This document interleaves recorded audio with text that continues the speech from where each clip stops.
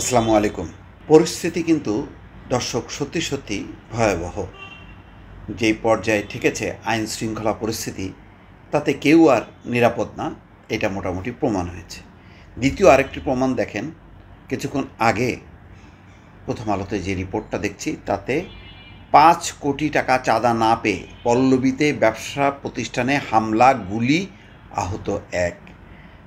আগের দিনের এই ভয়াবহ ঘটনা যেটা প্রকাশ হলো, তোলপাড় হলো, পুরনো ঢাকার সোহাগের হত্যাকাণ্ডের কথা বলছি, সেটাও কিন্তু বলা হচ্ছে ব্যবসায়িক দ্বন্দ্ব, কিন্তু খবরের কাগজে হলো যে ২ লাখ টাকা, প্রতি মাসে ২ লাখ টাকা চাঁদা দিতে হবে।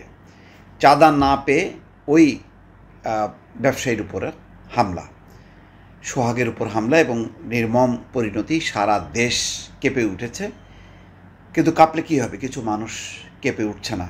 তারা এটাকে মনে করছে যে এখনই সুযোগ, ওই ধারাবাহিকতা রক্ষা করে হামলা করতে হবে, দখল করতে হবে, চাঁদা আদায় করতে হবে। এবং সেই ঘটনা ঘটেছে রাজধানীর পল্লবীতে।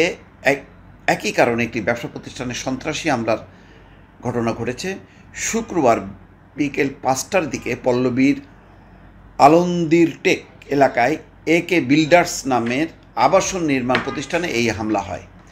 ৫ কোটি টাকা চাঁদা দাবি করে না পেয়ে একদল লোক অস্ত্রশস্ত্র নিয়ে হামলা চালায় বলে ওই প্রতিষ্ঠানের কর্মকর্তারা জানিয়েছেন। হামলাকারীরা এই সময় ৪টি গুলি করেছে বলে পুলিশ জানায়। দুর্বৃত্তদের গুলিতে শরীফুল ইসলাম নামে প্রতিষ্ঠানের একজন কর্মকর্তা আহত হয়েছেন, তাকে কুর্মিটোলা জেনারেল হাসপাতালে ভর্তি করা হয়েছে। একে বিল্ডার্স প্রতিষ্ঠানটির চেয়ারম্যান মোহাম্মদ কাইয়ুম আলী তার ছেলে আমিনুল এহসান শনিবার জানান, প্রথম আলোকে, ৩ সপ্তাহ আগে জামিল নামের এক ব্যক্তি তার বাবার কাছে ৫ কোটি টাকা চাঁদা দাবি করেন। টাকা না দেওয়ায় ২ দফায় তাদের প্রতিষ্ঠানে হামলা করে সিসি ক্যামেরা সহ অনেক কিছু নিয়ে যায় সন্ত্রাসীরা। তিনি বলেন, গতকাল ৩০ থেকে ৪০ জনের সন্ত্রাসী এসে তাদের প্রতিষ্ঠানে হামলা করে। এই সময় তারা গুলিবর্ষণও করে, গুলিতে একজন আহত হয়েছেন।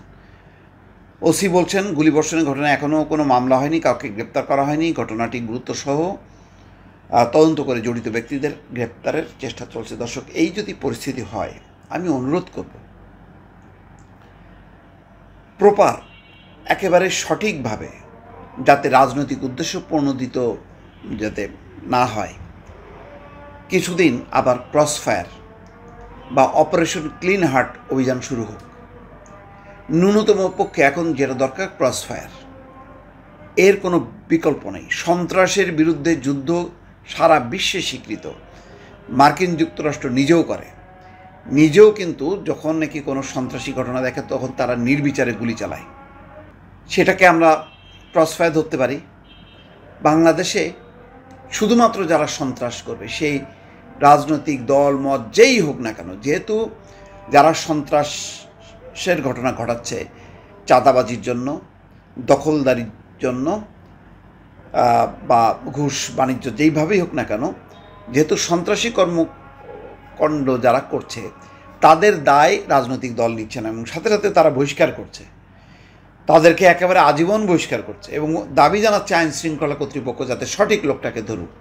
সুতরাং এই যে একটা রাজনৈতিক সমর্থন, এই সমর্থনের ভিত্তিতে আমি অনুরোধ করব, কিছুক্ষণ আগে আমার অত্যন্ত কাছের একজন মানুষ, নামটার বললাম না, তিনি অনুরোধ করেছেন, ভাই এই দাবিটা তোলেন। আমি ভেবে দেখলাম যে আসলে এটা তো সঠিক দাবি, এটা তো আমিও চাই, আমার ধারণা দেশবাসীও চাইবে, যে রাজনৈতিক উদ্দেশ্য প্রণোদিত না হয়ে যাতে প্রপার সঠিকভাবে ক্রসফায়ার হোক অথবা অপারেশন ক্লিন হার্ট অভিযান শুরু করুক। দেখেন, বেগম জিয়ার আমলে এই ক্রসফায়ার বা অপারেশন ক্লিন হার্ট অভিযান শুরু হয়েছিল, মানুষ করতালি দিয়েছিল, স্বাগত জানিয়েছিল। যখন একে একে সন্ত্রাসীরা যখন নাকি এর হত্যার শিকার হচ্ছিল বা নিশ্চিহ্ন হচ্ছিল, মানুষ কিন্তু অখুশি হয়নি, মিষ্টি খাওয়া হয়েছে, মনে আছে।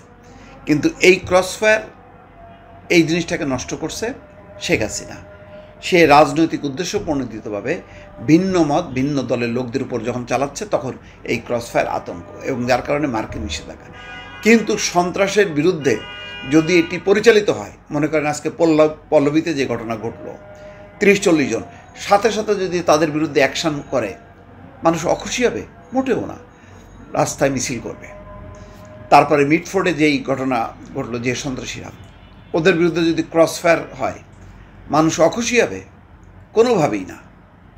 সুতরাং এখন সময়ের দাবি ক্রসফায়ার, সময়ের দাবি অপারেশন ক্লিন হার্ট জাতীয় অভিযান পরিচালনা করা দর্শক।